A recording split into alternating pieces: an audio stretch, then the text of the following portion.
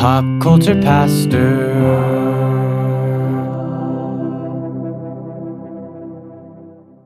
It's funny, Danielle, that in every friend group or circle that we have like the templates. You know, like like the outgoing one, the funny one, right. the mopey one. Yeah. Then there's always the Kaiser Soze that I would call them. Okay, you're going to have to elaborate Which on you this. didn't get because it's a movie reference to a movie called The Usual Suspects. And it's about like some underground crime lord who's become almost mythical. Okay. In their reputation. So every friend group has the Kaiser Soze? Yes, and there's a particular part where somebody's explaining the story of Kaiser Soze to other people in the movie, and he was like, and he took out all these rival crime families, and then he goes, and like that, he was gone. You know, like, and everyone, you have one person in your friend group who is the Kaiser Soze, who, you know, for weeks, they'll be around, you'll be spending quality time with them. Maybe you spend every day with them, and then gone off the face of the earth. Like for a week or two, you just don't hear anything from them. So if I don't recognize any of these people in my friend groups, does that mean I am the Kaiser Soze? Well, Danielle, we're in ministry. We don't have friend groups. That's that was sad. That got overly sad quickly, but in our family, I could say who the Kaiser Soze is. The one that just disappears. Yeah. Who's the Kaiser Soze in your friend group, listeners? That's the question. This is Pop Culture Pastor. That's, you know, I have an affinity for talking about movies and things like that. That's why I brought that up. Just because I was thinking about people who were gone. And I like drawing parallels or telling parables, as it were. But then that's kind of the thing we do. So don't be a Kaiser Soze, is what you're saying. I don't know. There's a certain charm to them. I mean, not the actual character from the movie because he was murderous. Oh, gotcha. Yeah, Yeah. you don't want to actually be that Okay. guy. But I'm like in the spirit of the disappearing and popping up. You always think they're off on some grand adventures, but then usually when they come back to your friend group after a couple of weeks of having seen them, they were like, "No, I just had mono." Some people are just travelers, man. They're just out there and Wanderers. Maybe that's a better word for it. And I feel that way. I feel like sometimes I was put on earth to be a nomadic. I feel like this desire in my heart to be that way, but my personality is not conducive to that. Yeah. Most people would say if you feel nomadic, maybe it went away when you had a family. But I would say, no, that feeling that there's a part of me. It grew when you had a family. No, it didn't grow. There's a part of me that still feels like I'm nomadic, but the responsibility to the people you love is bigger. It grows. Yeah. That's bigger. Yeah. If the civilization fell tomorrow and it was all Mad Max, I would have no problem being nomadic again. I just thought you were about to say that, like, you know, as soon as you had a family, you started wanting to be a wanderer. Well, hey, I'm going to go to the library and some other places I haven't decided about yet, just to get away from the kids. So maybe we'll see. All right. Anyways, good afternoon. Welcome. This is Pop Culture Pastor. I'm Dave. Danielle's here. Howdy.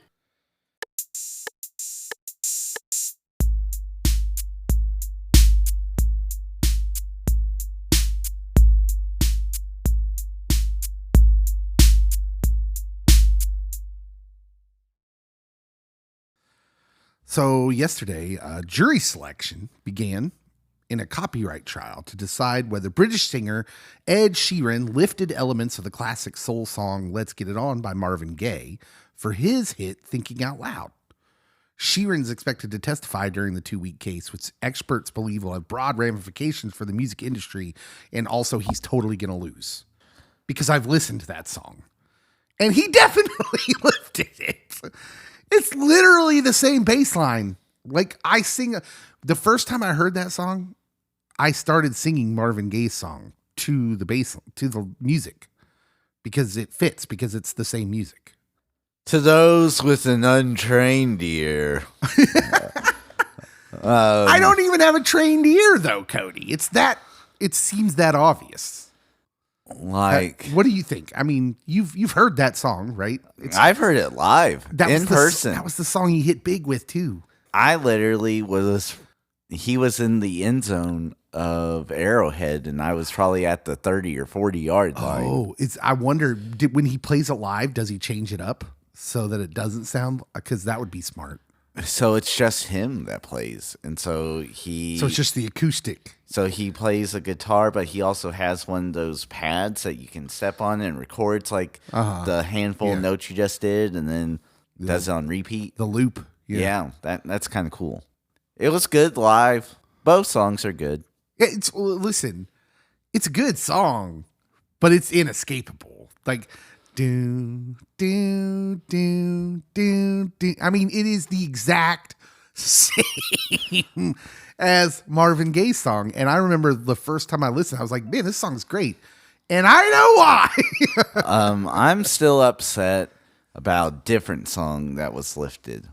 You have another song that was lifted? I do. Which and one? Courts agreed that it was lifted and then disagreed that the artist should have to pay out.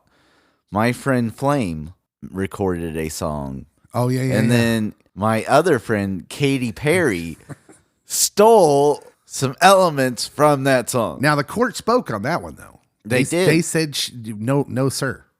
They denied Flame, right? Well, how that so ended? One court said, oh, yeah, this is blatant. You stole. You owe him this much money. And then another court, the appeal court's like, oh, no, you don't have to pay because this guy's not famous like you are, Katie. Oh, Cody is alleging some serious things. Allegedly, they said this. Yeah, so apparently the heirs to the estate of Ed Townsend, who co-wrote the legendary hit with Marvin Gaye, claim Sheeran's use of a common chord progression is arranged pretty similarly enough to the original that it infringes on copyright. And frankly, I don't think they're wrong. My friends at BNL told me it's all been done before. That if I played the same three chords, well, you just yawn and say. Here's the problem. Yeah, the defense is expected to say that roll out music experts who say they have noted the progression forms the basis for countless songs in the pop canon. Like, okay, but you're not exactly denying that it's a copy. But where do you draw the line? Was where does the line Marvin's a get drawn? copy of something before? No, I don't know. Don't you dare desecrate the dead. Marvin's not here to defend himself. Poor Marvin Gaye. His dad was a pastor. That was tragic. Tragic story. I don't know. Dementia. It sounds an awful lot like like the original. So it seems a little too spot on to be coincidence. I'm just saying my friends at BNL warned me years ago. Yes. No, nobody listening knows who you're referencing. The Bare Naked Ladies. Yeah, which is a band. A Canadian sensation that swept this nation in the 90s and the aughts. And Man, Big Bang sweeping Theory. the nation comes cheap these days. How dare you?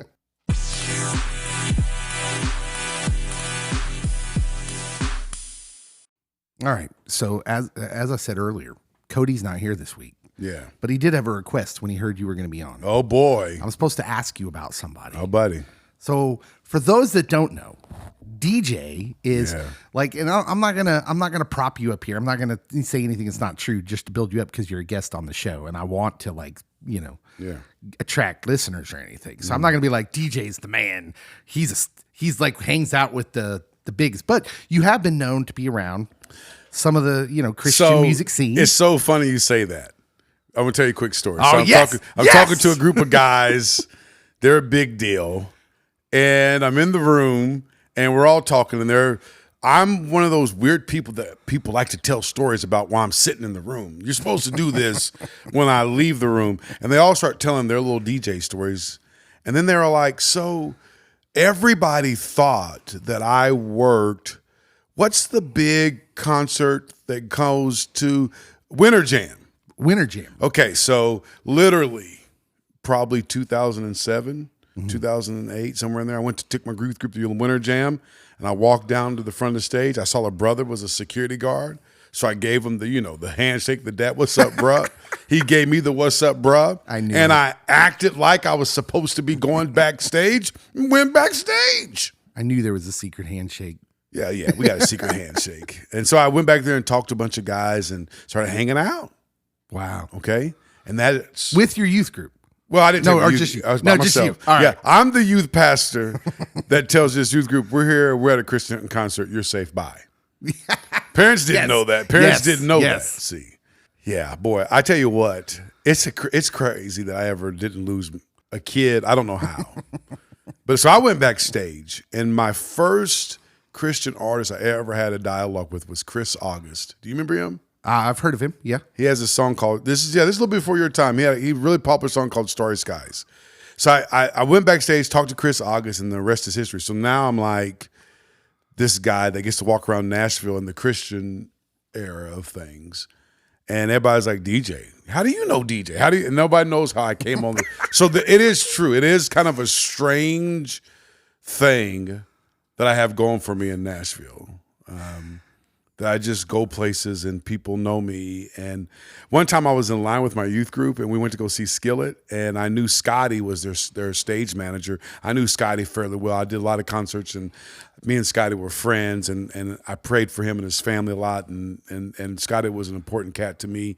And so I'm standing in line, and Scotty's walking around with tickets. Scotty's going, I need the VIP people over here, and these people. And I just met Scotty. I didn't know if he remembered me, so I didn't say anything to him. And I was telling my kids, VIP is so anti-Christian. VIP is not what God would want. VIP, we're all VIP. And Scotty goes, DJ? I said, yeah, man. He goes, you don't have VIP tickets? I go, no, I didn't know there were VIP tickets. He's like, come on, guys. And I was like, yeah, VIP. Such a hypocrite. Yeah, we're VIP kids. Let's go. Yes. I think we've all been there. You're so against the lottery until you win it, right? See you, suckers. I'm out. We've been talking to DJ about his, he kind of has an in, and he kind of explained how random it is. Yeah, it's very with the Christian music scene. Because we'll be here at the radio station. DJ will walk in and be like, "Yeah, hung out with Danny Goki this last weekend." Oh, like, dude, and I'm always like, I've always got something like really bitter and envious to say in my head, like, but I was hanging out with Carrie Underwood. Well, bro, check this out though. These dudes play on a Wednesday night pickup. If you want to see something, the funniest, watch Danny Goki and Cody Carnes go at each other in a pickup game. Man, and they can't play. No. Oh, bro. And I'm talking, I need video. These Christian these Christian artists have a pickup basketball league, dude, in Nashville, and they try to play each other. Oh, my goodness. Now, Diversity cheats. Toby Mac's crew, he got some brothers on that can play. But he got ringers. Yeah, he has ringers. But, dude, the rest of these cats, and I'm talking like, they go at each other, but they're Christians, and they can't play basketball, and they can't talk trash. So it's like Christian talking trash. Like, dude will score on somebody and be like, you just got abled. Stuff like that, You don't even know what that means. I don't even know what it means. It's like, gosh, we got to work on this, man. We got to work on this. Y'all are oversaved. But yeah, That's incredibly fascinating, and now I'm going to spend all day thinking about Christian musician pickup basketball games. Yeah, dude, they play pickup basketball, bro. And in my head, trying to guess who the best players are. Dude, it's bad. Now, David Dunn played college basketball. Right, he played at Texas Tech. So you don't want him showing up, okay? Because he don't miss, But bro, these praise and worship leaders, man, listen, gosh. It's bad. And they love it. And they're like, when I say it's competitive, like think of some of the worst basketball you could ever see, but hyper competitive. Like Kevin Garnett competitive, but terrible. I've seen Chanute City League. I've been around. All right, hit me with the question. I'm sorry. Cody said, ask DJ about Pigeon John. Okay. So let me sit up. He's got to sit up.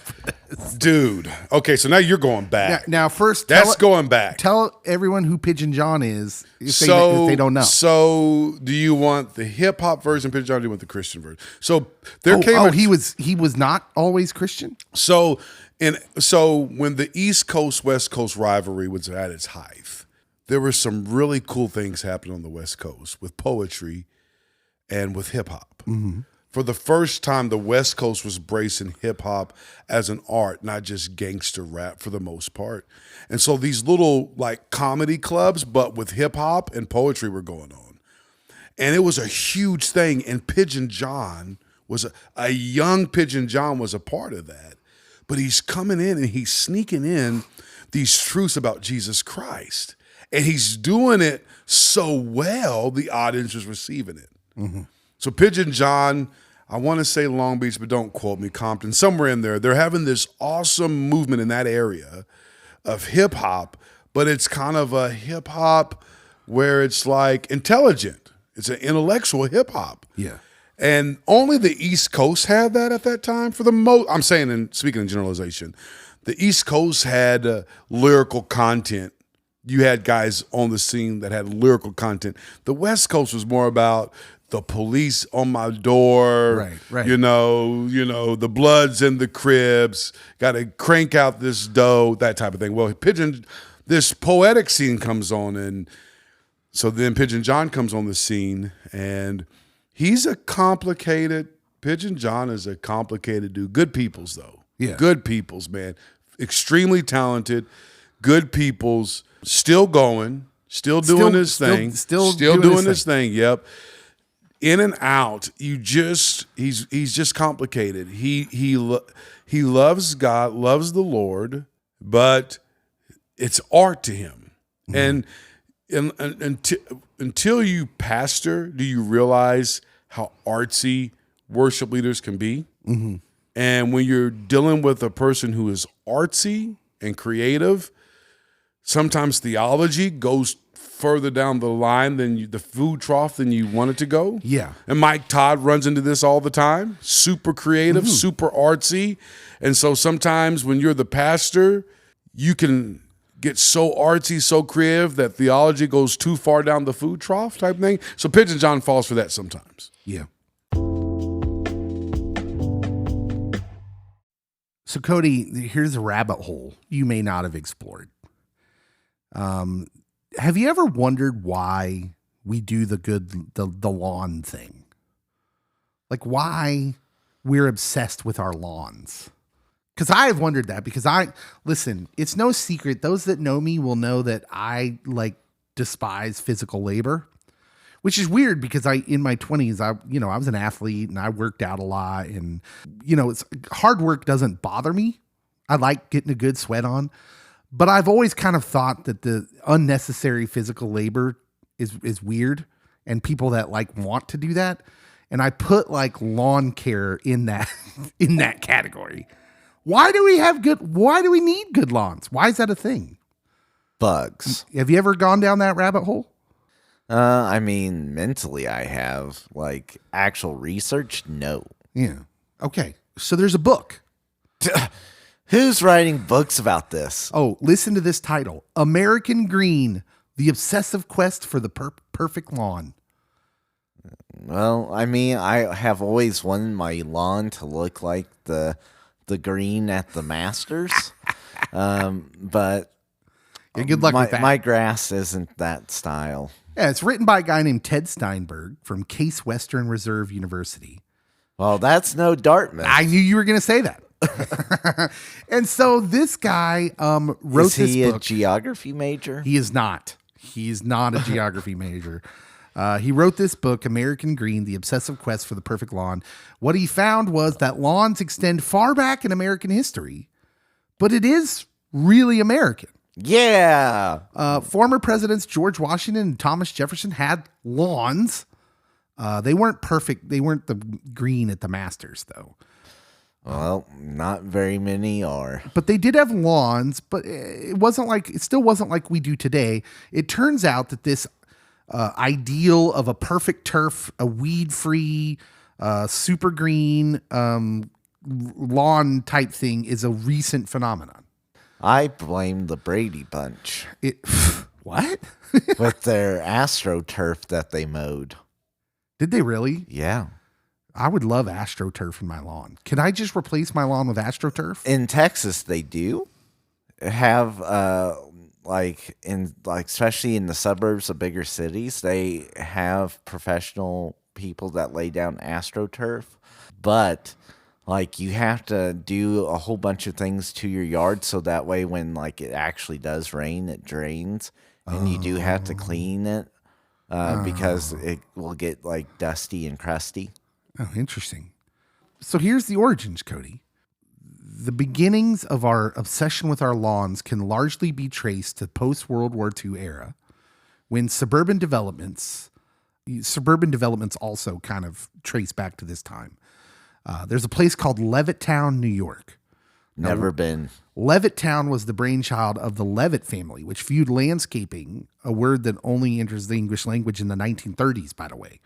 So landscaping, not a thing until the 1930s. But the Levitt family creates this place called Levittown, where they envisioned as a form of, quote, neighborhood stabilization, i.e. property values. This is all about property value, Cody.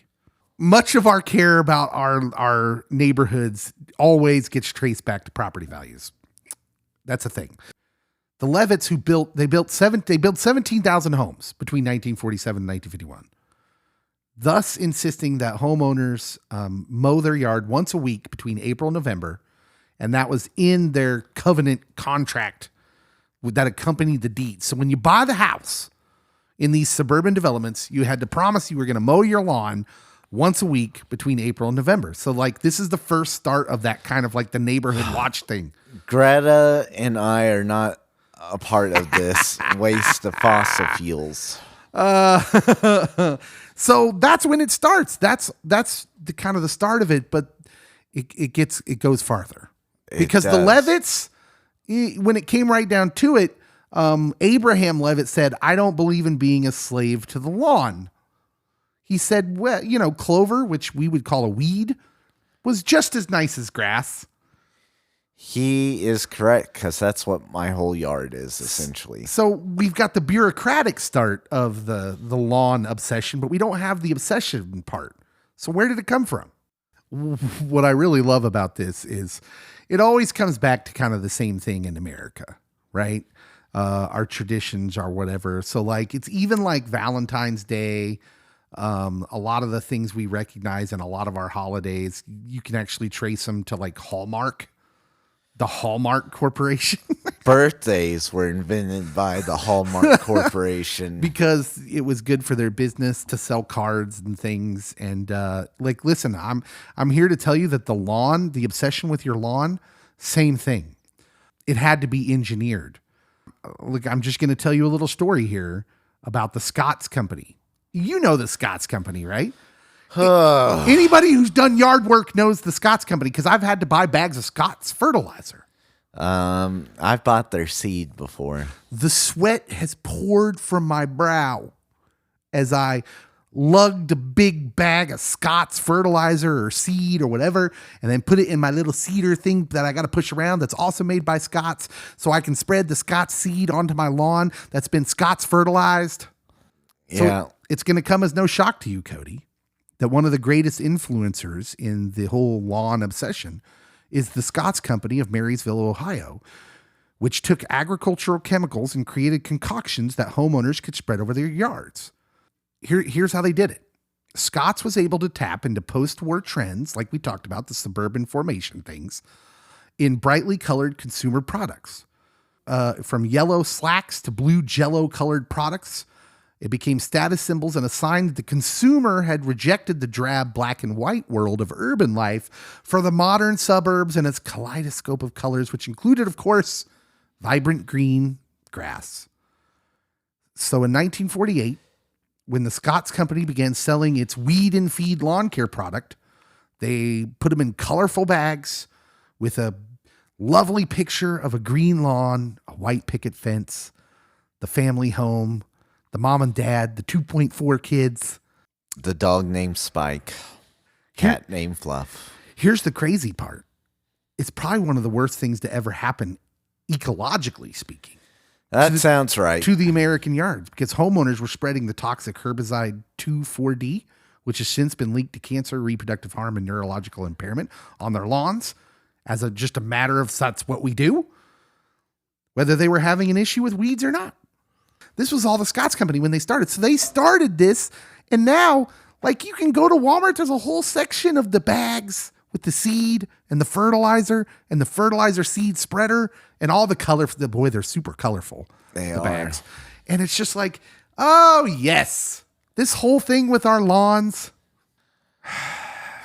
Big lawn care companies. It always comes back to money in this place. I'm telling you, it's always about like, and look, I'm not mad at Scotts. I am. They made it big.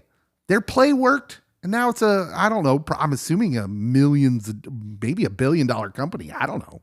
I'm going billions with a B. Yeah, they did it. They worked out. And their story's not any different than any other story of any other corporate entity like Hallmark or something that made it big.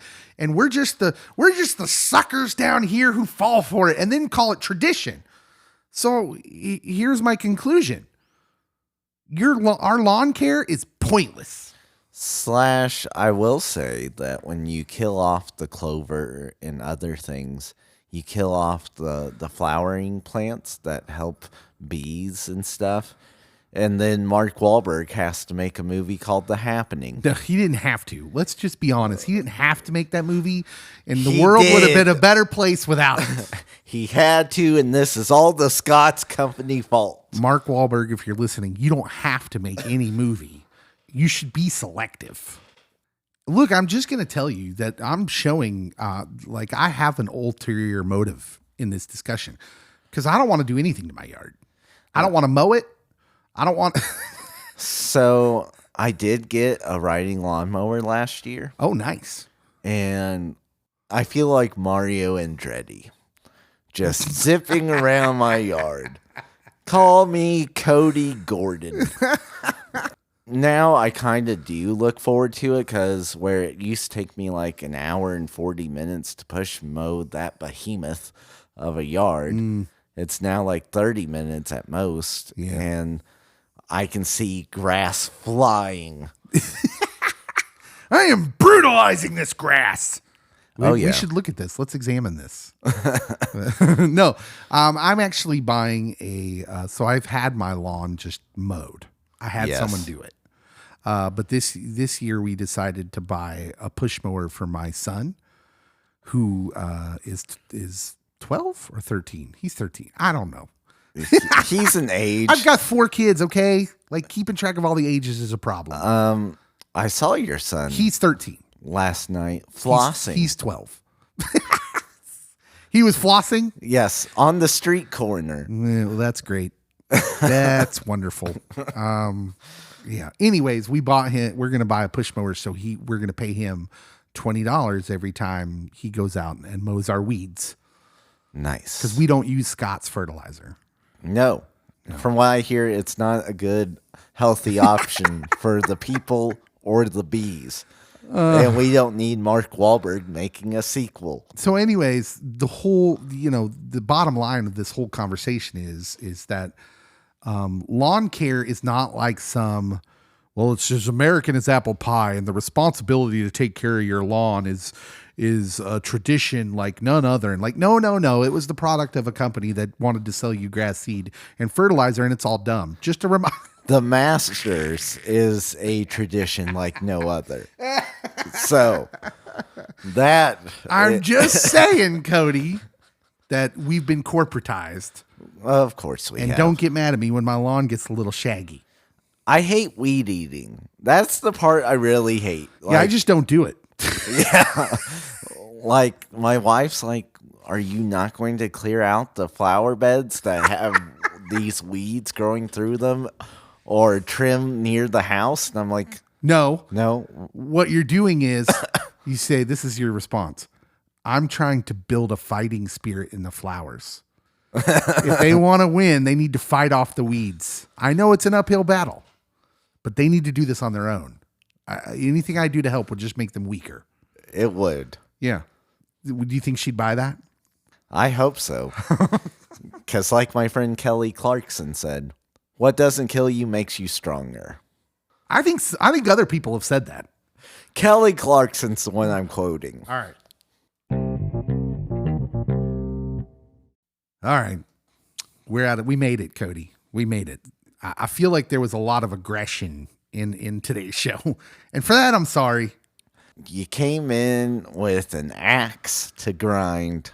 Yeah. That happens sometimes. Sometimes you feel like you got a little edge to you, and maybe I just drank too much coffee this morning. I couldn't tell you, but we made it. We're okay. Everyone's okay. I'm fine. You're fine. We've combated the evils of the world, fear, anger, lawn care, and we're all right. The trinity of evil. Absolutely. Absolutely. Honestly, like I'll say it again. I don't think there's anything more than I just like every fiber of my being rejects than lawn care. Again, weed eating, I don't do it. And when you mow your yard, that grass smell, that's the smell of your grass under stress because it knows it's dying. It's pheromones being released, people. Well, just remember as we leave you today that fresh cut grass smell is the smell of death. Have a good day. Enjoy the rest of your work day.